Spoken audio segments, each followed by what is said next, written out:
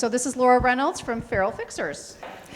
It's been an amazing day with great education. I will try to keep it simple for you guys because ideally, community cats aren't something you're going to deal with. You shouldn't be dealing with them, trapping them, taking them to animal control because it's a whole vacuum effect. There's one cat leads to 1,000. So let me start at the beginning. I'm with Feral Fixers. We're a TNR organization, which means trap, neuter, and return. We have fixed 16,000 cats in more than 15 years. Most of them you can see in DuPage. So each one of these dots is at least one cat. Some of these dots is like 80 cats. So we're all over the place. We try to stay only in DuPage, but we do get called out. We've done more than 3,000 sites. So if you do the math, cats can have 2 to 3 litters a year. Cats being born right now will have their own litters in September. We've done the math. We've prevented 720,000 births. So 750,000 cats, just by that alone. So you can see if these efforts were expanded more across the state, let alone the country, it would be a big deal. All of our cats are spayed, neutered, vaccinated, ear-tipped, microchipped, flea-treated, and dewormed. We get most of our cats done here at DuPage. They bring their mobile van to us, or we bring our cats here. We also get cats fixed at Adopt in Naperville. Those needing more dental, a bad injury, they go to Glen Ellen Animal Hospital or VCA Arboretum, which seems like the place that is treating all the animals in need, so that's great. This is a cat that we've trapped. I should have brought a pointer. Can you guys see the left ear up there, how it's flat? The tip's been cut off? That's a fixed feral. So right off the bat, if somebody calls you for, oh, there's cats in my yard, and you go out and you see that ear tip, just let them be. They're fixed, they're vaccinated, they're not hurting you. Somebody's feeding houses away, let them go. But what we do then when someone needs help and the cat isn't already fixed, we go to the site. We talk to the caretaker if it's a house, the person who called about the cats living in the dumpster. We find out sort of who's involved, who saw what can we figure out. Then we go to the site and evaluate. That could be me meeting with the homeowner. Okay, don't feed, we're gonna come fix them, it'll be easy. Or I'm creeping around to Target at 3 a.m. trying to see these cats people keep calling us about. Then we work to trap and fix all the cats. Well, unlike the control officers were saying with wildlife, with cats, they can go in very quickly and they can damage themselves in the traps if not covered right away. So if a trap's ever out for a cat, it needs to be watched. And it can't be left overnight. And it needs to be monitored like every 10 minutes so the cat can be covered up. So already, right, this is more work than you guys even want to deal with. So call us, we'll help you. We work with the caretaker, we fix the cats. Then we work with the person, hey, we're gonna bring them back in your yard. Will you provide a shelter? Will you feed them? Great. If not, sometimes they living back in an industrial lot, someone's feeding them, we fixed them, we put them back. Because the other option is to put them to sleep. And we don't want to do that. There's no benefit to the mass killing of feral cats, especially because once they're fixed, they then work in that area to keep mice away, keep rats away. They don't have diseases anymore because they're fixed.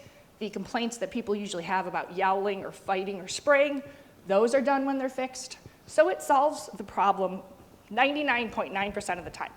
And if these cats can't return to the area due to safety issues, like we've caught some in the parking lot of Domino's, we can't put them back there.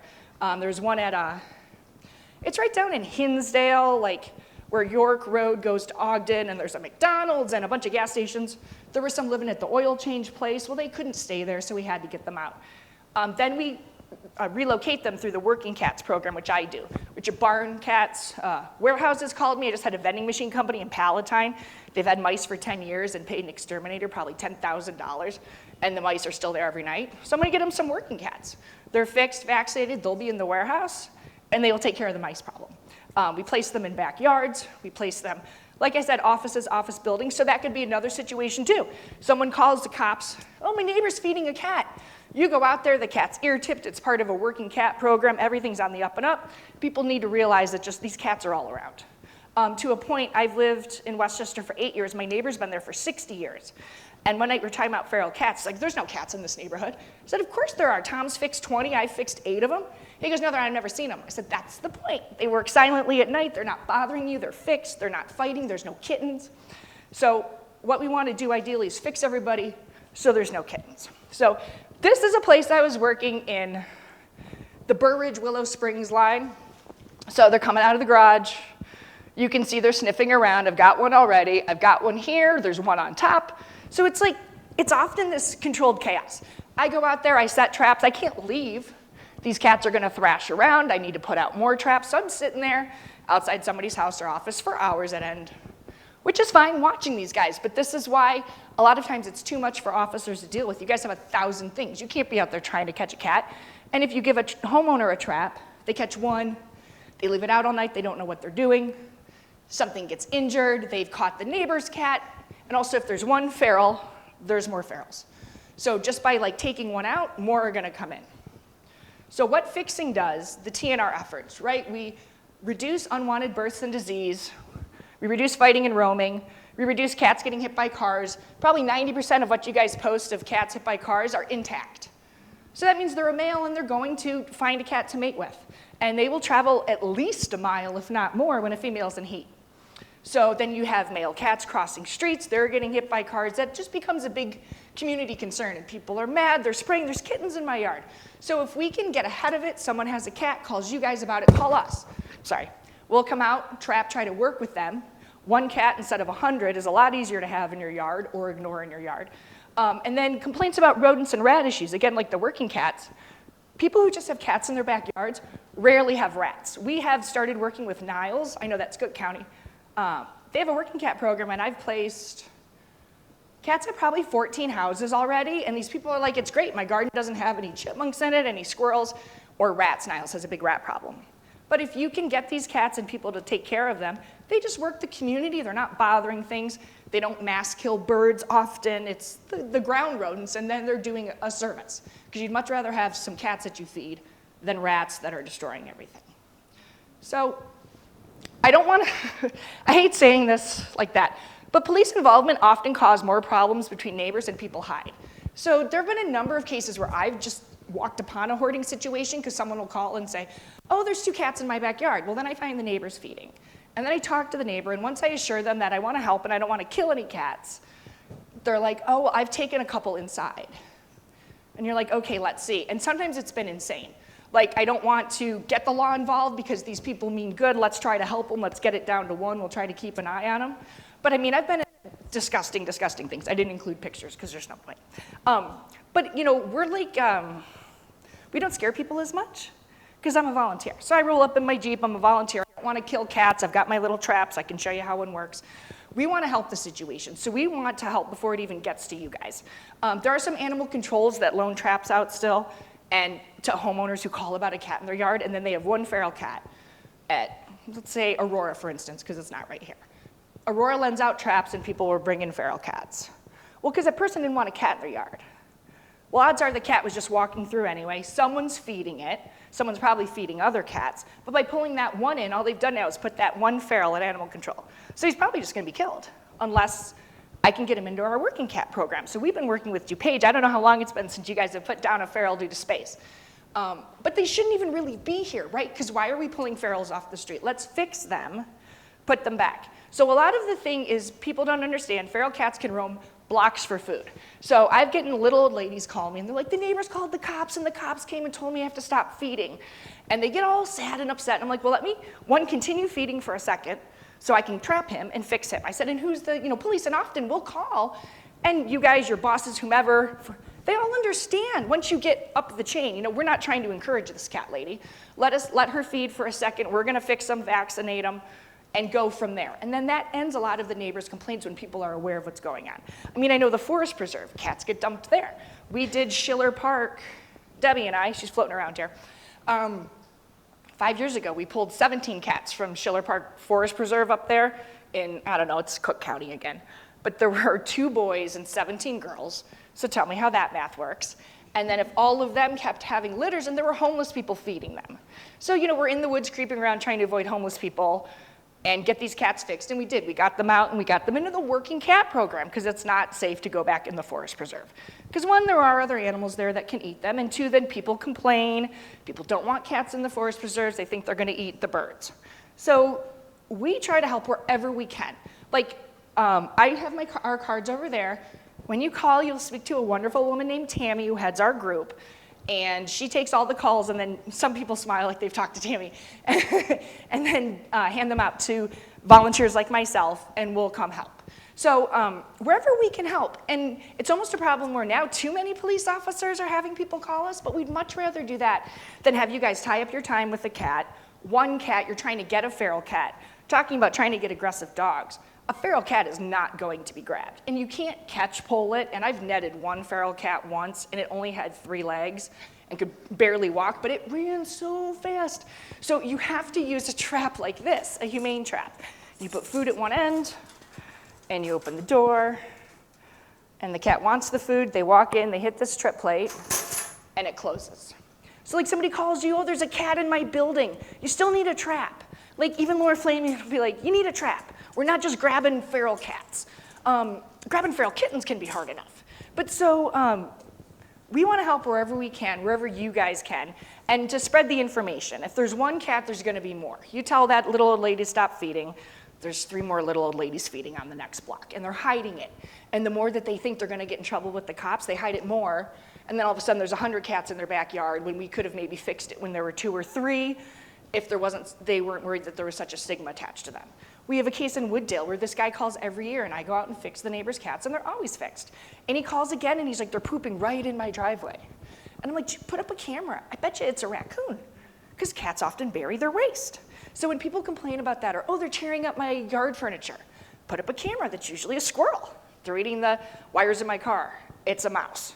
You know, not that cats are perfect, but a lot of things that people complain about or will call law enforcement or animal control about a cat doing something destructive, it's not even that cat. And what we need to do is get it fixed, because there are so many, as you can tell on this board, that we've done already, that just like trapping one and taking it to Naperville Animal Control isn't going to make your neighborhood free of cats. And that's something maybe at least you guys can help spread the word about, to talk people down, much, you know, like with, oh, there's a coyote in my yard. Yes, the cat may be going through. If you see it a lot, why don't you call feral fixers and they'll trap it for you? You don't have to feed it, you don't have to own it, there's no legal responsibility. I'll use your yard, and if you guys see me sitting out there like this, then I get the cats and I take them all with me. We never leave traps unattended, we never leave traps out at night. A volunteer is always sitting there with eyes on it, or we've talked to the caretaker. So the gist of this is, I mean this nicely, like you guys shouldn't even be involved with community cats, right? If you're in a situation and they're super friendly, take them to DuPage. If there's a situation where there's cats in a yard or someone's scared, obviously if somehow a cat has become violent, but mostly feral cats run and hide from you. You even get to them and they go further away. If there was one in here right now, he'd be behind the fridge or up there in the corner. He wouldn't come at you. He wouldn't try to bite you unless you went at him. So they don't even want to be involved with people. So try to spread the word about TNR groups. In DuPage, it's us. In Cook County, they have Cat Van Du and Triple R. They don't have as many volunteers, so still call us and we'll see what we can do to try to help. But the goal is to get them all fixed, because pulling one at a time or telling homeowners, ignore those cats, they'll go away. It's not the same though as wildlife, because they're just gonna keep breeding. And the other thing is we're getting into kitten season. People are going to call about it. There's a litter of kittens in my garage and mom's not there. Well, very much like the bunnies, mom isn't there all the time. She's out hunting, doing whatever other things, roaming around. So again, look at the condition of the kittens. Are they warm to the touch? How do they look? Are they in a safe location? Leave them and call a rescue group and let them work with them and mom to get all of them to safety at the same time. Also, people shouldn't ever just, oh, I'm gonna put a towel and make them a cute little bed. Don't do that, because mom's gonna move them and now I can't find them. The best thing is you have cat and kittens in your garage, call feral fixers right now and we will see what we can do. And if you forget our name and number, call DuPage and they will readily refer us. So, we can't do everything everywhere, but we're trying to make a big difference, and I think we have in a lot of places. So however we can help you guys with not tying up your time, with cat calls or community calls, or, I'm willing to go out and knock on a door and explain to the neighbor what we're doing to someone next door, which is sometimes, taken a little more softly than with a badge and a gun showing up. So whatever we can do to help you guys, we're here to help. We want to fix all these cats. We don't want kittens just taken from their moms, because they'll have more. We don't want ferals just turned into animal control, because then they're going to get put to sleep or put in a working cat program. So please give us a call. Tammy may seem overloaded if you call her. The voicemail may be full. You can also text. You can also email. And on the cards I've put around, it should be there. If not, I will try to get it on a handout. But the working cats email that we have goes right to me. So you could always say, I saw you at that meeting, you said you would help me with this neighborhood. Tammy didn't answer, I'll go right away. So whatever we can do to help you guys, to help reduce the cat population by keeping them out of shelters, unless they're very friendly, is the goal. Did I talk too fast? Does that make sense? Anybody have questions? No? Okay, cool. Yes, we please. got a question. Where's your headquarters at? So we have a building in Lombard off of Finley and Butterfield. It's not like a shelter. It's where we have a large room with tables where we'll take the cats. So if we trap cats, we had a vet day tomorrow. Tomorrow we're getting cats Is it by fixed. like the Coles? At DuPage. And no, it's sort of back, it's off of Eisenhower. So it's across like from the Arby's on Finley Road. It's back in that industrial complex. So it's not a shelter like where we keep cats, because we aren't a shelter running cats. We have spaces for our TNR to keep the traps while we caretake for them and feed them until they're fixed, and then they go back 2 days later. And then we have a couple room for kittens that then we're transitioning to fosters. Because often I'll catch a mom and little kittens, and we try to wait until the kittens are walking and eating on their own before they'll take them too.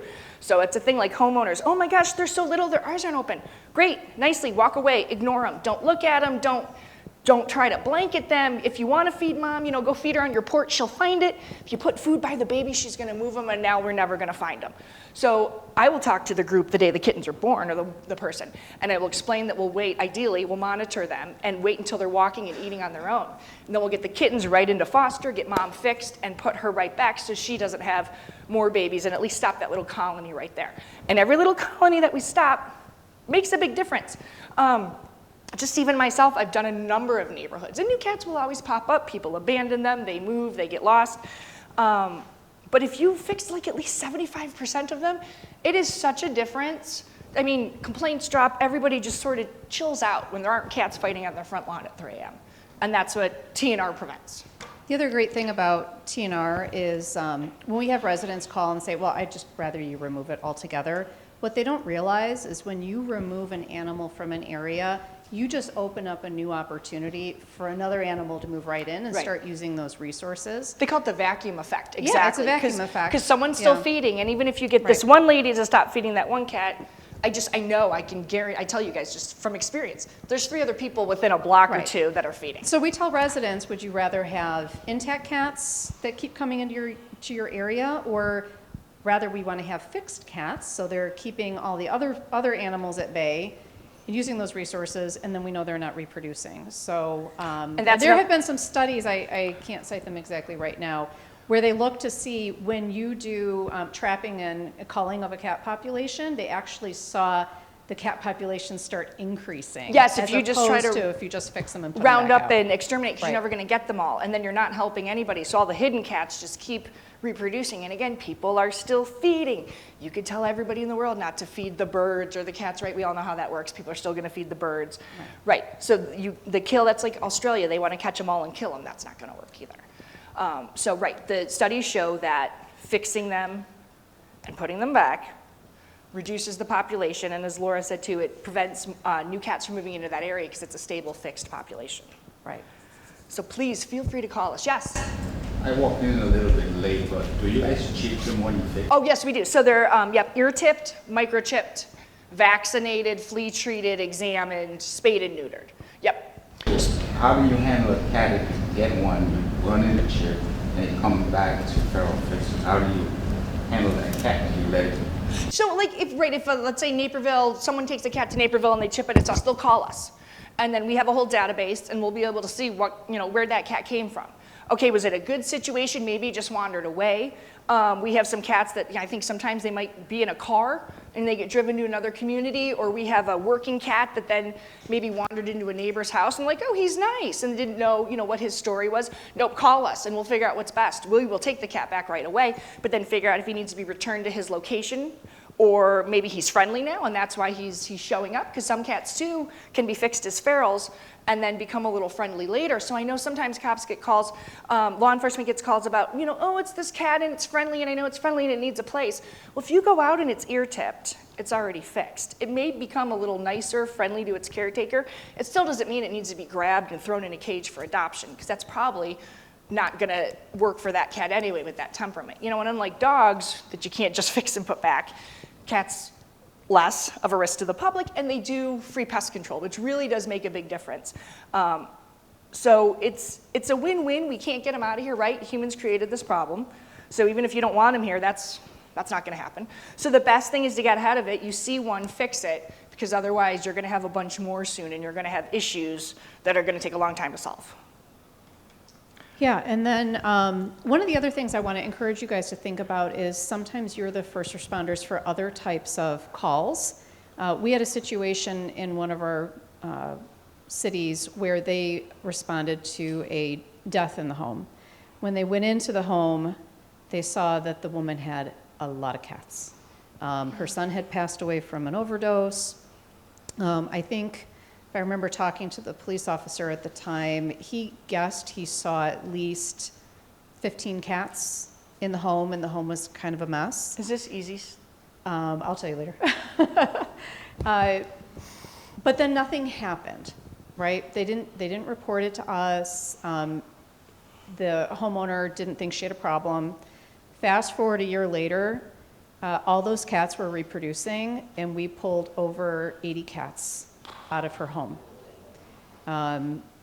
It got bad enough that the village was threatening to, it was a public health hazard. I can't even, she would walk in our building and we could smell her when she pulled in to the parking lot. So it's one of those like see something, say something, and I don't expect that you guys would have the ability to we didn't have the ability to convince her that she needed to start getting rid of some cats, but much like Feral Fixers as a volunteer organization, sometimes a less intimidating to have that conversation.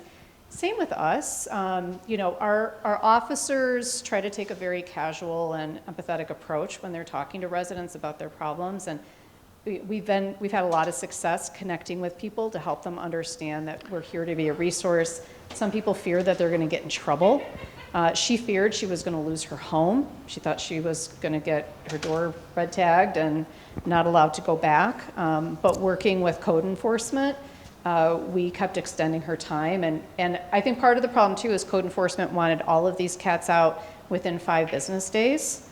And we knew that just wasn't going to happen, right? We knew that we could go in, and in the beginning, sometimes trapping goes really well. But then the longer you're trapping in a location, the cats are smart and they start figuring it out, and it took longer and longer to get those last couple cats. And then as she's cleaning the house, the cats know something's changing, right? So now they're trying to hide even more. So see something, say something, let us or Feral Fixers be a resource to try to reason with people who are maybe hoarding cats or not realizing that they have a problem. We tend to see that more with cats than we do dogs or other species. Because it's easier to keep it quiet, right? If you have a house with 80 dogs, your neighbor knows right off the bat because they're not going to not bark. But I've gone into houses where if you're really close, you can smell it outside, which is gross. Yeah. But you go in and you wouldn't know from the outside what's going on in there, right? But someone who did know something gave us a call. I had one case, similar thing, where she tried to get the first cat fixed 13 years ago and didn't have the money. Well, then it was a house full, and she devoted a whole floor to them. And I think we pulled like 45 from there, and we fixed all the rest, and we gave her a few back because she did really care and made an effort and cleaned and was doing everything, and we located the rest. But her neighbor called because they saw her bringing in a bunch of cat food or something. So they just like, hey, I think my neighbor's doing something weird, which is fine. I had somebody call the animal control on me when I was in Philadelphia because I was doing TNR out of my apartment. And the animal control officer came in and realized what was going on and was like, oh, there's not even a cat here, you're just bringing them in and out. But a neighbor was concerned, and I appreciated that because maybe something creepy was going on. But it's, someone will call and say one thing and then it leads to a lot of others. And if we can you guys maybe hear a call and send us in first or give us a call first, we can try to be softer with it. And then we've helped with DuPage, that one street, I won't say that, I was gonna say, they took a bunch from inside, but then there were some in a garage and here or there. Well, you guys also don't have the people in animal control to sit out there for 10 hours and try to trap. But I did on my day off, so I was able to get 3 more of them, and then we brought them to DuPage, and they've already been adopted out. So not try to be all kumbaya, but we can do what we can and work together. Because we want to fix these cats, and we want to not, stress you guys out more with cats, and we want to help with those little cat ladies who are very scared when law enforcement comes to their door. And they think a neighbor is going to get them in trouble, right? They're going to get arrested, and we're going to kill the cats. So a lot of times we'll explain what's going on, and we can win them over, but we have to know, right? And a lot of times you'll get the calls first, and maybe it's not even on your, I don't care, list of this. Just, send us an email, and we'll do what we can do to try to prevent the problem in the first place. Any other questions for Laura at Feral Fixers? Yeah. Laura, how many volunteers do you have, and what are your hours that we can call you to So you can call us anytime. You might get the voicemail. You can always text. We're there irregularly because it's not a fully manned building. So, I mean, we probably, where's Debbie real quick? How many volunteers do you think we have that come to the building? Like 50? Yeah. Okay, well, let's say we have maybe 50 volunteers that help caretake for ferals and then take care of the kittens and do that work. How many people do we have on the street trapping? Not enough. So if anybody wants to volunteer trap, I'll show you. There's myself and probably like 7 other people. So we're 7 volunteers doing what we can. So we can always use more help if you know someone who wants to help. But, you know, we're the ones, and then we bring them to the building, and then everyone else helps caretake for them when they're in the traps and cleans them and feeds them. Much like CBCM, Chicago Bird Collision Monitors, Feral Fixers is a really great resource in our community, all volunteer-based. So, any other questions for Laura at Feral Fixers? Great. Well, Okay, thank you so much. you.